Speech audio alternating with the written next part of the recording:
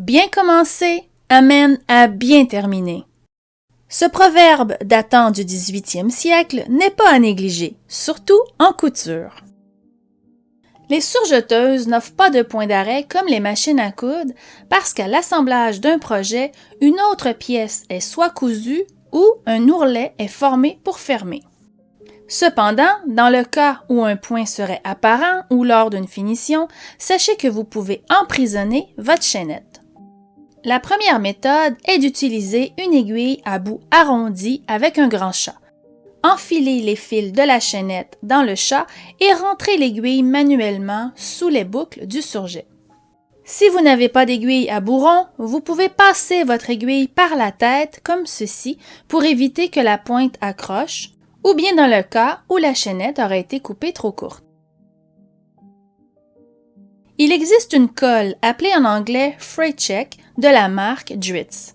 Cette colle transparente arrête l'effilochage du tissu et résiste au lavage. Suffit d'une petite goutte, une quinzaine de minutes pour sécher et vos fils seront sécurisés. La deuxième méthode est d'emprisonner la chaînette directement sur la surjeteuse. Voici un petit truc avant de commencer. Sur le pied de biche, aussi appelé pied presseur, la plupart du temps, il y a des encoches vis-à-vis les aiguilles pour nous permettre de nous aligner. Vous pouvez prendre un marqueur pour identifier votre aiguille de gauche, cela facilitera l'alignement. Enlignez-vous et surjetez de quelques millimètres seulement. Remontez les aiguilles et levez le pied presseur. Prenez la chaînette et allongez-la pour qu'elle soit discrète. Glissez-la comme ceci sous le pied. Elle doit être entre l'aiguille et le couteau. Baissez le pied presseur et continuez de surjeter tout en gardant la chaînette bien alignée. Rendue à 4-5 cm, déplacez-la vers l'extérieur pour qu'elle puisse être coupée par les couteaux. Poursuivez et la chaînette sera emprisonnée dans le surjet. Pour terminer une couture de la même façon, surjetez et rendu au bout, arrêtez-vous dès que les aiguilles sont sorties du tissu, de quelques millimètres seulement. Levez le pied presseur et retournez le travail comme ceci. Rabaissez le pied, poursuivez en vous assurant de ne pas couper le tissu et que vos aiguilles soient enlignées sur les points déjà piqués. Quelques centimètres plus loin, sortez doucement de biais.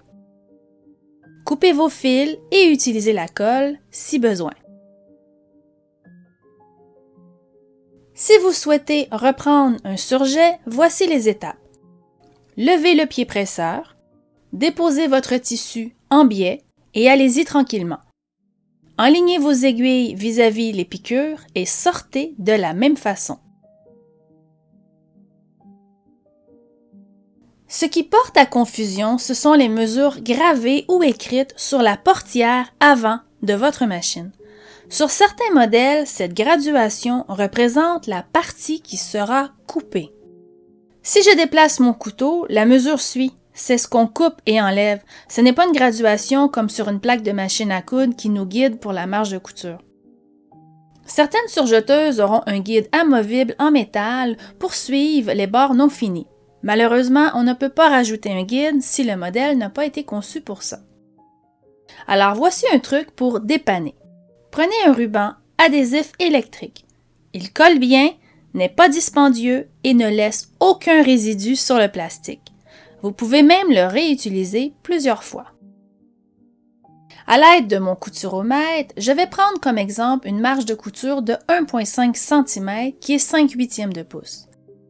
Je vais enligner mon aiguille de gauche avec le curseur de cette règle et je vais coller ce ruban adhésif vis-à-vis le début de ma règle. Il ne faut pas oublier que si je change la position du couteau, cela affectera ce calcul. Mon premier alignement sera la marque faite sur le tissu que j'enligne avec celle sur le pied presseur et la deuxième, c'est ce ruban adhésif qui me permet de guider le bord non fini de mon tissu pour ne pas trop déborder et continuer de respecter la marge de couture proposée. Allez-y doucement et progressivement en vous assurant de respecter la marge de couture proposée.